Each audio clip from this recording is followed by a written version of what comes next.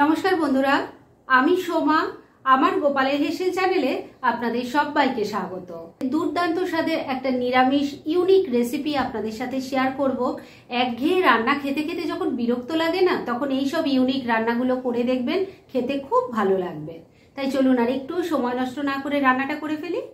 আজকে অল্প মশলা দিয়ে দুর্দান্ত স্বাদের চাল কুমড়োর একটা নিরামিষ রান্না করছি, যেটা গরম ভাতের সাথে খেতে ভীষণ ভালো লাগবে।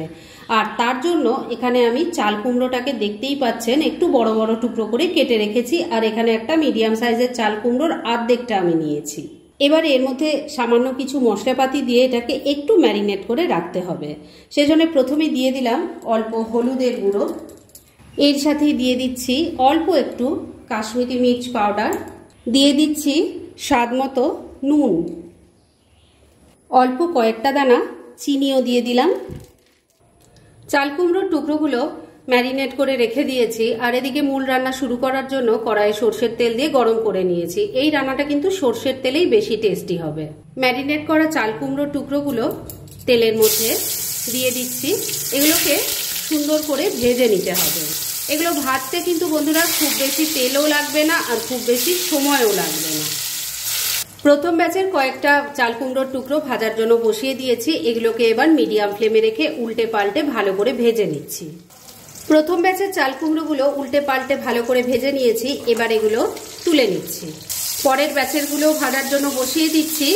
আর এগুলো ভাজতে তো একটু সময় লাগবে, তাই এই সময়ের মধ্যে চলুন বন্ধুরা এই রান্নার মশলাটা বানিয়ে ফেলি।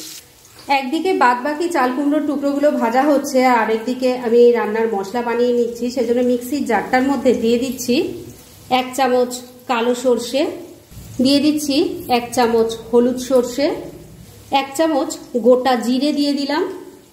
এর সাথে দিয়ে দিচ্ছি ছোট ছোট 2 টুকরো আদা আর 2টো কাঁচা লঙ্কা দিয়ে দিলাম। এর মধ্যে দিয়ে দিলাম সামান্য একটু হলুদের গুঁড়ো আর সামান্য একটু নুন দিয়ে দিলাম। এতে মশলাটা তেতো হবে না। এবার এটাকে প্রথমে শুকনোই গুঁড়ো করে নেব, আর তারপর এর মধ্যে আরেকটা জিনিস পড়বে। মশলাটা দেখুন শুকনোই গুঁড়ো করে নিয়েছি। এবার এর মধ্যে দিয়ে দিচ্ছি 3 টেবিল স্পুন টক দই, দিয়ে দিলাম সামান্য একটু জল। এবার এটাকে আবারও বেটে একটা মিহি পেস্ট তৈরি করে ফিরে আসছি। মশলাটা দেখুন মিহি পেস্ট করে তৈরি করে নিয়েছি, আর এদিকে সমস্ত চাল কুমড়োগুলো ভেজে তুলে নিয়েছি। এবার যে তেল আছে তার মধ্যেই বাকি রান্না হয়ে যাবে। এর মধ্যে প্রথমে দিয়ে দিলাম অল্প 5 ফোড়ন, এর সাথেই একটা শুকনো লঙ্কাও দিয়ে দিলাম। এবার ফোড়নটাকে কয়েক সেকেন্ড ভাজা ভাজা করে নিচ্ছি। ফোড়নটা ভাজা ভাজা হয়ে গেছে। এবার এর মধ্যে তৈরি করে রাখা মশলার পেস্ট দিয়ে দিলাম। এর সাথে দিয়ে দিচ্ছি অল্প হলুদের গুঁড়ো, অল্প কাশ্মীরি মির্চ পাউডার দিয়ে দিলাম, স্বাদ মতো নুন দিয়ে দিচ্ছি। তবে নুনটা দেওয়ার আগে খেয়াল রাখবেন চাল কুমড়োও কিন্তু নুন দিয়ে ভাজা আছে। এবার ফ্লেমটাকে মিডিয়ামে রেখে সমস্ত কিছু মিশিয়ে নিয়ে মিনিট খানেক একটু মশলাটাকে কষিয়ে নিচ্ছি। খুব বেশি সময় মশলা কষানো যাবে না বন্ধুরা, তাহলে কিন্তু এটা তেতো হয়ে যাবে। তবে মশলার কাঁচা গন্ধ যাতে চলে যায় সেজন্য একটু নাড়াচাড়া করে নিতে হবে। মিনিট খানেক সময় নিয়ে মশলাটাকে একটু কষিয়ে নিয়েছি। এবার মিক্সির জারটার মধ্যে অনেকটা মশলা লেগেছিল, তার মধ্যে সামান্য একটু জল নিয়ে দিয়ে দিলাম। ভালো করে মিশিয়ে নিচ্ছি। সবকিছু ভালো করে মিশিয়ে নিয়েছি। এবার ফ্লেমটাকে মিডিয়ামে রেখেছি। এই ফ্লেমে মিনিট 2 আবারও রান্নাটা করে নিচ্ছি।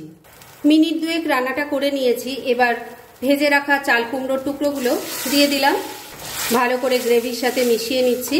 বন্ধুরা, আপনারা নিশ্চয়ই চাল কুমড়োর রান্না অনেক রকম ভাবে ট্রাই করেছেন, কিন্তু আমি যেভাবে আজকে রান্নাটা করলাম সেভাবে যদি কোনোদিন না ট্রাই করে থাকেন, সবার কাছে রিকোয়েস্ট করব একবার হলেও এটা ট্রাই করুন। খেতে কিন্তু সত্যি খুব ভালো হয়, গরম ভাতের সাথে খেতে ভীষণ ভালো লাগে। সবকিছু ভালো করে মিশিয়ে নিয়েছি। এবার এর মধ্যে 2টো গোটা কাঁচা পাকা লঙ্কা দিয়ে দিলাম। গন্ধটা ভালো হবে সেজন্যই দিয়েছি। ঝোলের সাথে একটু মিশিয়েও নিয়েছি। এবার ফ্লেমটাকে ওই মিডিয়ামে রেখেই ঢাকা দিয়ে 2-3 মিনিট আবারও রান্না করে নিচ্ছি। মিনিট 3 রান্নাটা করে নিয়েছি। এবার ঢাকা তুললাম। আমি কিন্তু মাঝে একবার ঢাকা তুলে একটু নুনটা চেক করে নিয়েছিলাম, আপনারাও দরকার হলে সেটা করে নেবেন। রান্না কিন্তু এবার মোটামুটি রেডি। চাল কুমড়ো সুন্দরভাবে সেদ্ধ হয়ে গেছে, আমি তো দেখে নিয়েছি, তবে আপনাদেরও দেখিয়ে দিই। দেখুন সুন্দর সেদ্ধ হয়ে গেছে। এবার শুধু শেষ পর্যায়ে এর টেস্ট আরও এনহ্যান্স করার জন্য এর মধ্যে দিয়ে দেব কাঁচা সর্ষের তেল। গ্যাসটা বন্ধ করে দিলাম। এবার এটাও মিশিয়ে নিচ্ছি। এই কাঁচা সর্ষের তেলটুকু দিলে টেস্ট আরও বেড়ে যায়। আর গরম ভাতের সাথে এইভাবে রান্না করে বন্ধুরা খেয়ে দেখুন, স্বাদ সত্যি ভুলতে পারবেন না। কাঁচা সর্ষের তেলটা তো ভালো করে মিশিয়ে নিয়েছি, গ্যাস আগেই বন্ধ করে দিয়েছি, রান্না এবার একদম রেডি। এবার মিনিট 2-এর জন্য এটাকে আমি স্ট্যান্ডিং টাইমে ঢাকা রেখে দিলাম আর তারপর সার্ভ করে আপনাদের দেখাচ্ছি। ফ্রেন্ডস, আমার আজকের এই দুর্দান্ত স্বাদের নিরামিষ চাল কুমড়োর রেসিপি একদম রেডি হয়ে গেছে এবং আমি সার্ভ করে দিয়েছি। ভীষণ ইজি রেসিপিটা, খুব কম সময় কম উপকরণে এটা তৈরিও হয়ে যায়, তবে গরম ভাতের সাথে খেতে কিন্তু ভীষণ ভালো লাগে। তাই দেরি না করে পারলে এটা আজই একবার ট্রাই করে ফেলুন, আর তারপর কেমন লাগলো সেটা প্লিজ কমেন্ট করে জানাবেন। এরকম ধরনের অনেক ভালো ভালো নিরামিষ রান্নার রেসিপি আপনারা গোপালের হেসেল সার্চ করলেই পেয়ে যাবেন, যার মধ্যে থেকে কিছু কিছু আমি সাজেস্টেড বক্সেও দিয়ে দেবো, সেখান থেকেও আপনারা দেখে নিতে পারেন। তাই গোপালের হেসেল অবশ্যই ভিজিট করুন। আর আপনারা কেমন ধরনের রেসিপি চাইছেন সেটাও কিন্তু আমাকে জানাতে পারেন, আমি চেষ্টা করব সেই সব রেসিপিগুলো আপনাদের সাথে শেয়ার করার। আর আমার আজকের এই রেসিপি যদি আপনাদের ভালো লাগে আর ইউজফুল বলে মনে হয়, তাহলে যারা এখনো আমার চ্যানেলটাকে সাবস্ক্রাইব করেননি তারা প্লিজ সাবস্ক্রাইব করুন। তাহলে আজকের মতো এখানেই শেষ করছি, পরদিন আবার এরকমই কোনো ভালো রেসিপি নিয়ে চলে আসবো। আপনারা সবাই খুব ভালো থাকুন, সুস্থ থাকুন।